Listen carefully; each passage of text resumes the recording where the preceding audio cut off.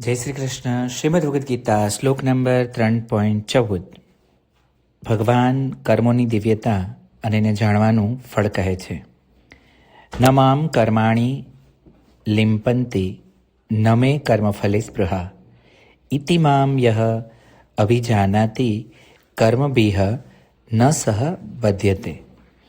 કર્મના ફળમાં મારી સ્પૃહા નથી, માટે મને કર્મો લિપ્ત નથી કરતા.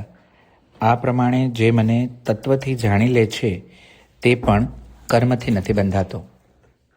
એટલે અહીંયા ભગવાન કર્મથી દૂર ભાગવાની વાત નથી કરતા, પણ કર્મ કરતાં વધારે પણ આંતરિક રીતે મુક્ત થવાની કળા શીખવાડે છે.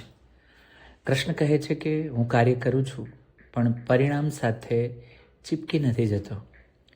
લીડરશિપ માટે એક ઊંડો પાઠ છે, લેસન છે, સમજવા જેવું છે કે લીડર રિઝલ્ટ્સ ઓબ્સેસ બને છે ત્યારે ફિયર, ઈગો અને પ્રેશર વધી જાય છે.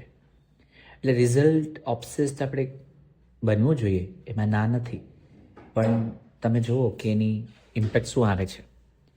જ્યારે લીડર સાચું કામ કરે છે, પરિણામને છોડી દે છે, ત્યારે આઈ થિંક ક્લેરિટી અને સ્ટેડીનેસ વધી જાય છે. ઘણા લીડર ડિસિઝન નથી લેતા કારણ કે રિઝલ્ટનો ડર હોય છે. ઘણા લીડર રોંગ ડિસિઝન લે છે કારણ કે રિઝલ્ટનો લોભ હોય છે. પણ આ શ્લોક કહે છે કે work with responsibility, not with attachment. Performance driven leadership કરતાં પર્પઝ ડ્રીવન લીડરશિપ વધારે લાંબી અને સફળ રહેશે. સો મારા માટે એ જ છે કે હું સંપૂર્ણ જવાબદારી સાથે કાર્ય કરું અને પરિણામ પ્રત્યે બંધનથી મુક્ત રહીને કરું. મારું દરેક મહત્ત્વપૂર્ણ કાર્ય મને સાચું કામ તરફ દોરી જાય અને પરિણામ નિયંત્રિત કરવાને બદલે ત્યાંથી બધા માટે એક ફ્રીડમ શરૂ થાય, એ જ મારો પ્રયાસ રહેશે. Thank you.